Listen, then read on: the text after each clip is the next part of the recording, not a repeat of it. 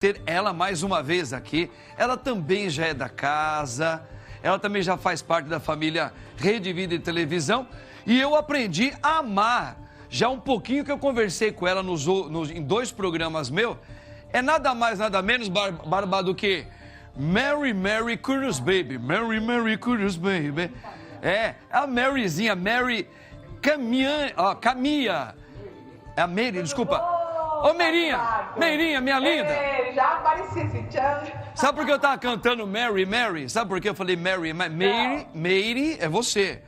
É porque o nosso querido e saudoso Elvis Presley, ele tem uma música que ele canta assim, só que ele canta, eu fiz uma chargezinha, né?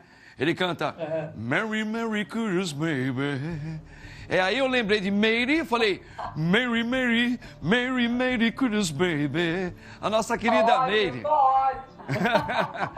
Maryzinha, muito bom. Você é muito querida aqui por nós todos, aqui o pessoal. Eu adoro. O povo ama você aqui, o povo ama você. E ó, eu também. O Barba falou que ele queria ver você, o seu irmão, tá? Isso. Me dividir no meio com uma serra. Uma parte vai pra lá, outra vai pra cá. Ele faz. Ele faz isso? Ele bota dentro do tanque cheio d'água, ele serra no meio. Mas ele devolve a minha parte? Ele devolve a minha parte? Devolve, fica que tranquilo. Susto. Ó, eu aceito o desafio, viu, nossa querida Meire? Aceita? Aceito, querida. Ai, ótimo. Eu vou falar pra ele. Fechou. Eu vou falar pra ele. Mó prazer. Meirizinha, agora vamos lá. Você que é tão capaz, por isso que a gente sempre chama você, teóloga, psicóloga, palestrante. Meirinha, eu queria com você a gente conversar um pouquinho hoje sobre o assunto de hoje que você viu no vídeo. Isso, pessoas que estavam até bem, pessoas artistas, pessoas que estavam fazendo sucesso na sua vida profissional, mas que de repente, lá pelas tantas da vida, ela se realizou com alguma coisa na sua vida pessoal, ou um novo trabalho, onde ela deixou tudo aquilo, às vezes deixou uma vida promissora de riqueza econômica, para se dedicar a algo talvez um pouco mais modesto financeiramente, mas que pessoalmente foi uma realização tremenda. Então nós demos exemplos aqui artísticos. A Grace Kelly, que era uma grande, olha, lindíssima essa atriz. Linda. Trabalhou com o Gary Cooper, ganhou o Oscar. Estava assim, ó, numa ascensão de carreira tremenda. De repente ela conheceu um príncipe encantado lá de Mônaco, casou com ele, parou o cinema e foi viver a vida dela até morrer assim. Isso. Débora Pagetti e também uma interessantíssima, até parecido com o meu caso aí, mas eu não fui artista. A Dolores Hart. Dolores Hart, linda atriz, talentosa. Olha, estava no sucesso lá no comecinho da carreira, de repente veio um estalo na cabeça dela. Eu quero entrar num convento. E ela não é que ela entrou, e até hoje, já idosa, ela é uma irmã num convento. Isso. Que coisa maluca. Pois é. Meirinha, como é que você dá o nome para ela? Como é que a gente pode entender dentro da psicologia ou no dia a dia da gente esse tipo de decisão pessoal? Na verdade, assim, o caso é a renúncia profissional. Né, a renúncia de uma profissão que você já tinha lá uma carreira e tal, e você, de repente, você migra. Mas existem aqui dois pontos importantes. Um deles é quando você muda porque a tua alma te chama para uma experiência nova, que é o caso da Dolores Hart, que ela virou freira e ela foi porque a alma dela queria uma experiência nova e isso significava sacrificar. O sacrifício é diferente de sofrimento. O sacrifício a gente deixa uma coisa, mas em nome de uma escolha muito maior, muito melhor. Então, por exemplo, a gente sacrifica, quando a gente tem filhos, a gente sacrifica viagens, isso tudo, para poder pagar a escola de filho, mas a gente faz isso com muito amor. Agora, no caso, por exemplo, de outras, por exemplo, a Grace Kelly, foi uma condição. Então, para ela ser aceita na família real, a condição era não ser mais atriz, porque não dava para ficar lá beijando todo mundo, tinha toda uma questão que envolve o papel da atriz, e ficava incompatível. Mas quem assistiu o filme dela, da História da Vida, vê que ela teve uma insatisfação, porque a alma dela era artista. Ela gostaria de ter os dois mundos, mas às vezes os dois mundos eram incompatíveis. Então existem dois cenários aqui.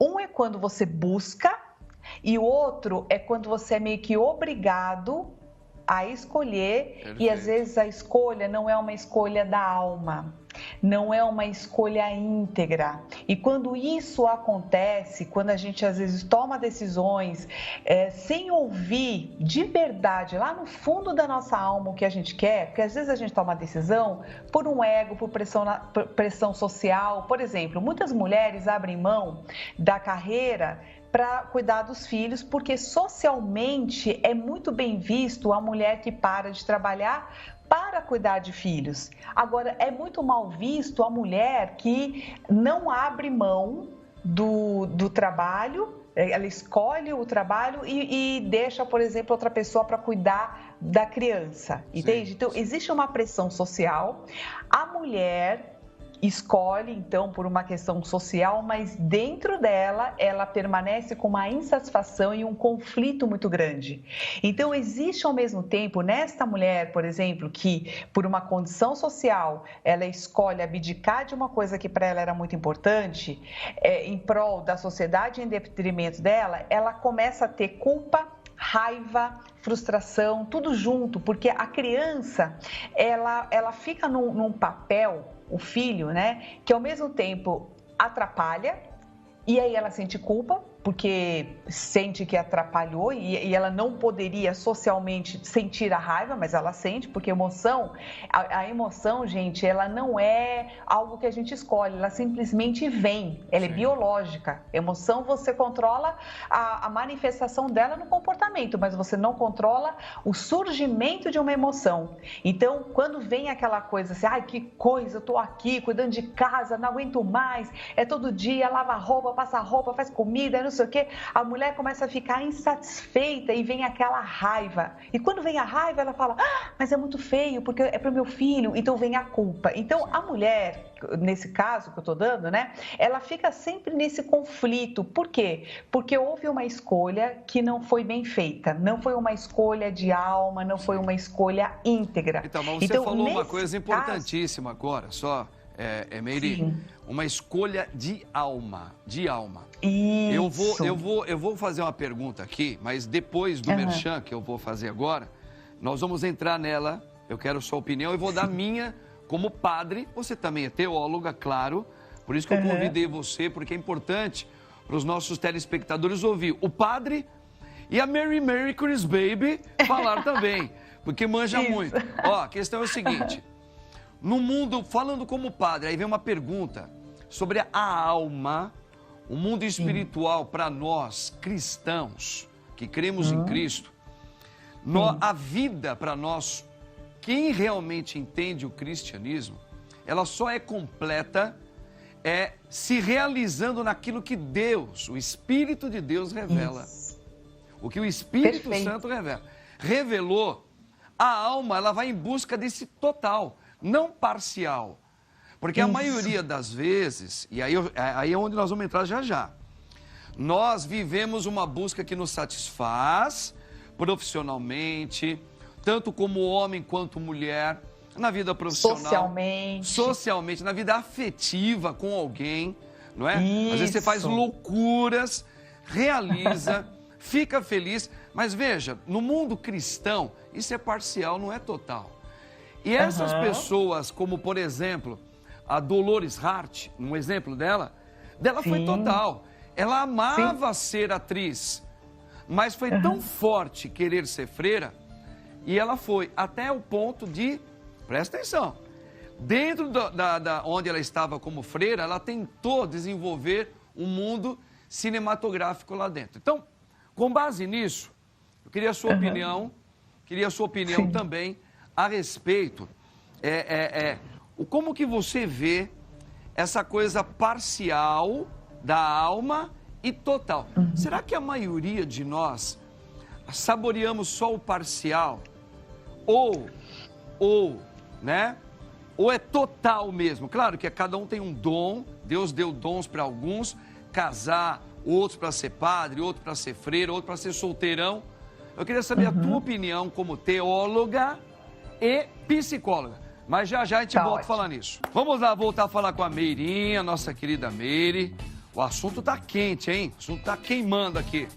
Meire, você sabe que também comigo, não sei se você soube disso, eu, quando era mais jovenzinho, muito novo, eu comecei a lecionar.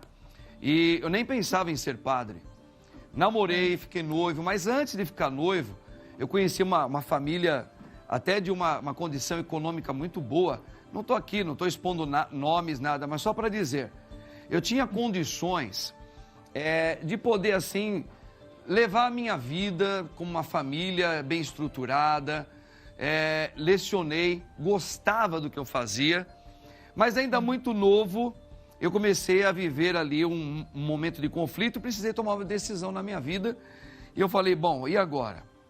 Quis ir para o seminário, era muito parecido com a história da irmã Dolores Hart, né? Mas assim, a vida, né? Você precisa sentir o chamado que seja completo em você. A gente estava falando disso no bloco anterior, né? Será que a maioria das pessoas, falando do mundo espiritual agora, como padre, você como teóloga, na verdade muitas pessoas ainda, porque todo mundo está buscando completar a sua vida. E nós sabemos que pelo cristianismo, quem completa, o que me completa é Deus. Essa é a busca do ser humano. E é onde ele descobre o verdadeiro sentido, a sua vocação, onde ele vai se dedicar ali, com tudo. Será que a maioria ainda não percebeu que esta vida é Deus? Por isso, às vezes, vai para outros caminhos e às vezes fica até frustrado depois? Perfeito. E Deus, essa relação, ela é íntima, ela é para dentro, ela não é para fora. E o nosso grande engano é que a nossa sociedade nos ensinou e perpetua essa crença de que a gente tem que buscar fora e nas coisas materiais. Então, por exemplo, eu tenho que ter um bom carro, eu tenho que ter um status, eu tenho que ter uma casa em determinado bairro, eu tenho que ter uma roupa de marca, eu tenho que viajar. Então, quer dizer, a gente vai tomando decisões não em função daquilo que nos faz realmente feliz e que nos completa, mas a gente faz decisões baseado na escolha das outras pessoas e naquilo que a mídia prega muitas vezes, porque a gente não pode esquecer que nós vivemos numa sociedade capitalista e que precisa vender, que precisa ter o consumo, e a propaganda, ela tem muito essa coisa de despertar necessidades superficiais. Nós temos níveis de necessidade, a gente vai ter necessidades rápidas e necessidades profundas. Deus trabalha e a felicidade plena, ela está na necessidade profunda da alma, aquilo que realmente a gente não pode abrir mão para nossa felicidade. Então, por exemplo, você até me perguntou da Dolores, que ela optou pelo caminho de ser freira, caminho religioso, só que ela não deixou de ser artista e nem precisa deixar de ser. Ela só escolheu um lugar diferente para poder levar a arte, porque a arte é divina. Então a gente pode tocar, a gente pode ser feliz, a gente pode fazer tudo, porque existe também uma crença, Marcos, de que que a espiritualidade tem a ver com sofrimento. E ao contrário, a espiritualidade é a felicidade plena. O que a gente vive no engano do consumo é que nós temos momentos de prazer. A gente está confundindo prazer com felicidade plena. Prazer é momentâneo. A gente tem beijando a boca, bebendo, se drogando, sei lá, é um prazer momentâneo. Rapidamente aquilo baixa, porque aquilo é hormonal. Então, quando a dopamina baixa, você já vai ter necessidade de ter uma outra dose de prazer de novo. Isso a gente tem no joguinho, por ser um monte de gente viciada em jogo. A gente tem vício em likes de internet. A gente tem uma série de vícios. Nós somos uma sociedade viciada, inclusive no açúcar. Por isso que muita gente hoje tem problemas com diabetes, porque a gente busca essas doses rápidas de prazer, que está muito ligada à química cerebral, mas nós não estamos encontrando aquilo que nós buscamos do fundo da alma, que é a felicidade plena.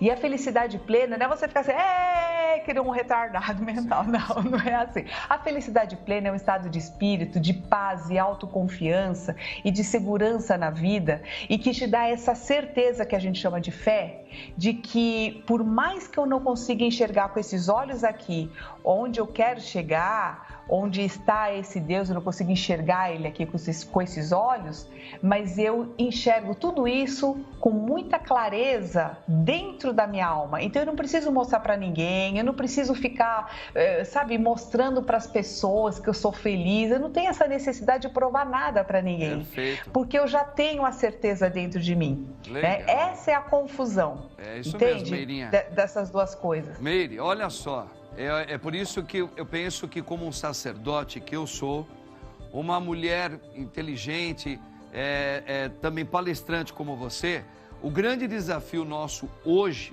nos tempos que nós estamos, é cada um com um pouquinho dos dons que Deus nos deu a você, né? Onde você é feliz com esse dom maravilhoso de falar, usar um pouco da psicologia, da teologia, e eu como padre, tentar fazer com que, com a graça de Deus, essas pessoas descubram essa totalidade da vida nele, com ele, Isso. não é? Sendo feliz Exato. Plenamente. Esse é o nosso desafio. E você sabe que o nosso maior orgulho, nosso maior desafio é vencer o orgulho. O orgulho vive no ego, não na alma. A alma é profunda, o ego é superficial. Então não fica entrando em coisa querendo ficar certo o tempo todo e mostrar para as pessoas, isso é coisa do ego. Pronto. Por isso que a gente sempre ouviu falar na palavra, tudo é vaidade, né? Na sabedoria do Senhor. Tá aí, ó, querida. Isso. Muito obrigado, Meirinha. Obrigadíssima. Amei falar com você mais uma vez. Você é maravilhosa. Obrigada. E vamos... Mas, quero convidar o pessoal para entrar no meu grupo do Telegram. Olha aí. Eu deixo mensagem todos os dias para a gente trabalhar autodesenvolvimento. Tem um canal no YouTube com mais de 500 vídeos também, tudo de autodesenvolvimento. E também o Instagram, gente. Segue lá. Fechou, tá vendo? Meirinha, Merry Christmas, baby. Não tem pra ninguém, não. Lindinha do padre, tamo junto. Amém, obrigada.